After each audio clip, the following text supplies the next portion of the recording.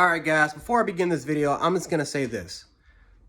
Do I think the Buffalo Bills will make the playoffs? Absolutely. Do I still feel like they're going to win the division this year? Absolutely. I feel like this is a team that's probably going to go maybe 11-6, maybe 12-5. Best case scenario, they'll go, who knows, 14-3 or 15-2. Who knows? But I feel like this team is going to win a lot of football games. I feel like the Buffalo Bills will have one of the best offenses in the National Football League. Josh Allen is going to have another good year. I'm very, very confident that our coaching staff will still be great. I'm confident that our special teams will be cleaned up. I'm confident overall in the Buffalo Bills in the regular season. However, I am not confident in this team against other teams that can match up with them stylistically, like what the Pittsburgh Steelers did. I look at the Pittsburgh Steelers, and I had a feeling it was going to be a low-scoring game. I didn't want it to be a low-scoring game, but I had a feeling it was going to be a low-scoring game because I felt like the Pittsburgh Steelers were going to use the same blueprint that the Kansas City Chiefs used against us twice that they played us. Remember, the Kansas City Chiefs played us in October, and they played us in January, and they used literally the same defense that they used in October prior to the AFC Conference Championship game. They literally used the same damn defense. And that was simple. They didn't blitz. They simply let Chris Jones and that four-man front get after the quarterback. They contained Josh Allen. They kept him and they tried to keep him in the pocket. They made him, and they really just disguised their coverages, right? Whether if they were kind of disguising man or disguising their zone coverages, they were trying to confuse Josh Allen, and it worked. That's what Kansas City did the last two times that they played the Buffalo Bills, and it worked. Look at what Tennessee did to the Buffalo Bills in early October. The same thing that Kansas City really followed the blueprint on. Look at what Arizona made in the second half when it came to really adjusting and slowing down Josh Allen. They went to the blueprint that Kansas City and Tennessee really did, right? So it is concerning to me that when the Buffalo Bills actually goes against a team that can match up with the Bills, right? That can match up with the Bills stylistically, that has the personnel to get after Josh Allen, they struggle with that. The Buffalo Bills they really, really do struggle with that. And it's not like Brian Daboll's making in-game adjustments to try to, bail Josh Allen out and Josh Allen can rebound. No. Once a team has figured out how to slow down Buffalo, Brian Daboll has failed to make those type of in-game adjustments. And I'm just going to say this, first of all, because I know someone is probably going to type it in the comment section. Brian Daboll is a really good offensive coordinator. He's one of the best offensive coordinators in the NFL. He is one of the best coordinators in the NFL to really match his style with, right? If you're a defensive coordinator and if you don't have the personnel that Pittsburgh has or that Kansas City has or that maybe Green Bay or Tampa Bay has, it is very hard to go against Brian Daboll with the type of system that I'm talking about, with the type of scheme that I'm talking about, right? You have to blitz the Buffalo Bills if you don't have the personnel that Pittsburgh has, right? If you are a team that is not really good at going after the quarterback, you have to blitz. And that's what Brian Daboll, that's where his key strength comes from. He wants you to blitz so that Josh Allen in that five-wide scheme can just pick you apart, whether if it's underneath or whether if it's the medium, intermediate throws or the deep vertical throws.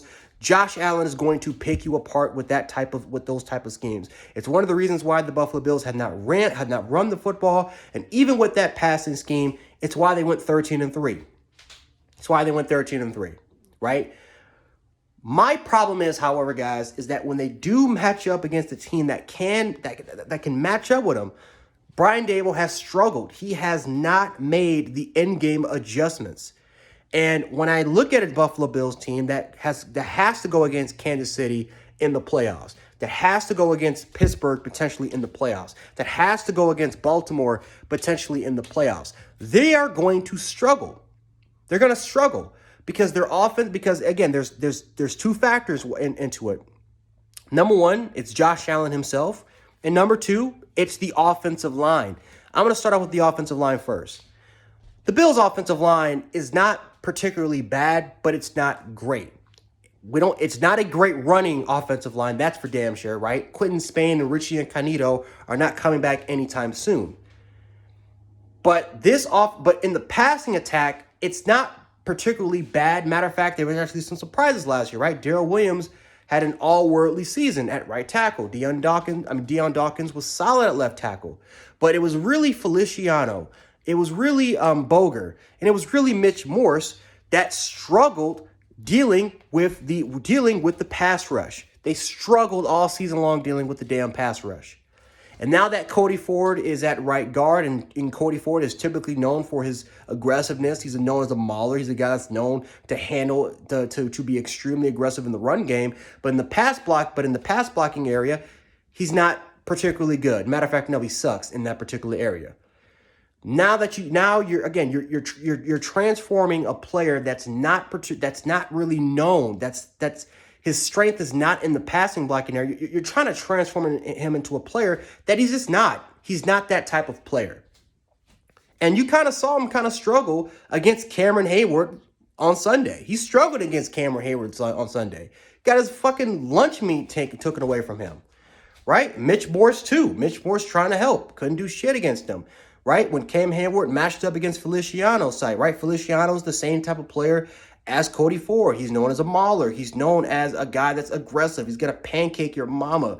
But he couldn't fuck with Cameron Hayward in pass rush type of situations. Couldn't fuck with him. So the offensive line is a problem. Because, again, when you're going against a defensive line that we all know is better than that Bills pass blocking situation, that's where the problem is going to occur. Because if they can get home to Josh Allen without blitzing, we all know what Josh Allen's going to do. I love Josh Allen to death.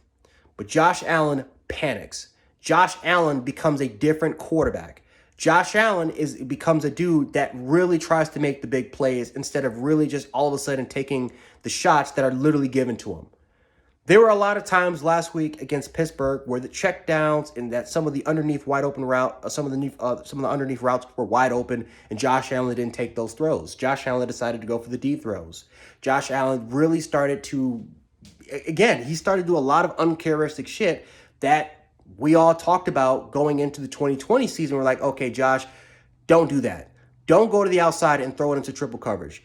Matter of fact, sometimes going into the outside could be a detriment to him because he kind of becomes predictable and the defense knows exactly where it is. Like sometimes when a defense, when they do such a good job of containing you and you just try to go out there and make a play, that really becomes a detriment to the team. It becomes a detriment to yourself and it becomes a detriment to the team. And Josh Allen has struggled with just. It seems like he's a very, very competitive guy, extremely competitive guy. But sometimes that can be his worst enemy because he really tries to put it all on his shoulders because the offense, literally, it runs through Josh Allen. And sometimes he puts it all on his shoulders and it can cost the team. It can cost drives. It can cost turnovers, takeaways because of that type of stuff. But it all starts with the offensive line. And what I saw from Pittsburgh last week was the same crap that I saw from Baltimore in the divisional round. It was the same crap that I saw from Kansas City in the AFC Conference Championship game. It was the same crap I saw during the Patriots game. It was the first time that they played the Patriots in Buffalo. It was the same crap that I saw against when they played Kansas City the first time they played them in October in Tennessee, which was the first team to kind of really expose the blueprint. And even in Arizona prior to the Hail Mary, even in Arizona in the second half, it was the same type of situation. So overall wise, we don't have a running game. That's for damn sure. We don't have a number one guy. We have feature backs, but the problem is that they're average feature backs. And Brian Daboll has clearly shown that he does not trust his running backs. He doesn't trust his running backs. They asked him a question about why didn't we really run the ball too much. He's like, you know what? I got to do a better job with my play calling. But let's be honest here. Brian Daboll doesn't trust his running backs. He doesn't trust his running backs. And again, it's not really all because his running backs are just not that damn talented. It's because his offensive line is garbage. He does not have they do not have the offensive line, and they tried to rely on continuity and chemistry, for this type of personnel to carry, to kind of carry this offense. They relied Sean McDermott and Brandon Beane because, again, they didn't have any cap. They didn't have any cap space. So they had no damn choice but to sign Feliciano. They had, again, Daryl Williams was promising, but they resigned him.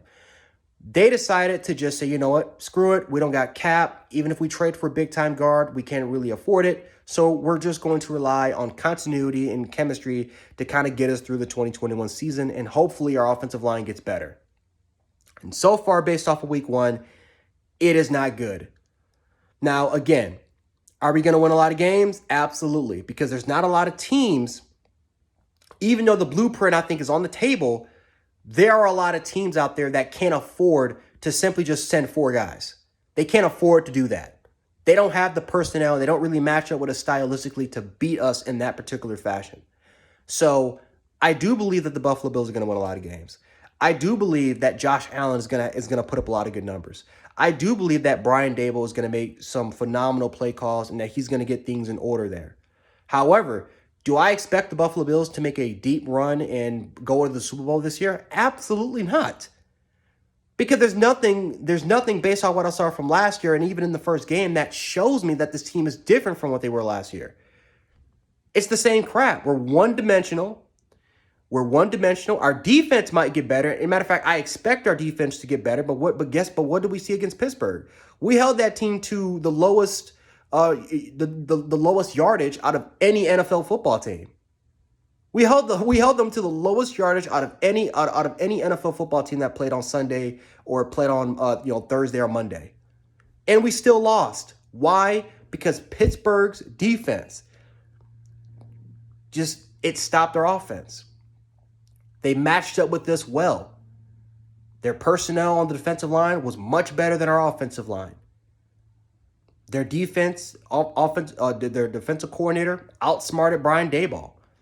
Matter of fact, I would even say y'all smarted Brian Daboll. I just feel like Brian Daboll had no answer. He didn't have a solution to He didn't have a solution. Because with the type of personnel that is on that damn offensive line, there's really nothing he can really do about it. Besides maybe trying to run the football. However, Brian Daboll is stubborn as hell, and we all know he's not going to do that. He's a stubborn dude. He's not going to run the football. Simple as that. But anyway, guys, let me know how you guys feel about it. This is my major concern with the Buffalo Bills. It's going against teams just like Pittsburgh that can match up with this stylistically and that has the personnel to match up against Buffalo. That is the biggest problem, I think, with the Buffalo Bills for 2021. Will they win a lot of games this year? Again, yes. But when it comes to making that deep run, which ultimately the goal is the Super Bowl, I don't know if Buffalo has the solution to figure out how they can handle this type of situation. They have not shown at all that they can handle the in-game adjustments based off what I saw from last season and based off what I saw from this first game. It looks all the same.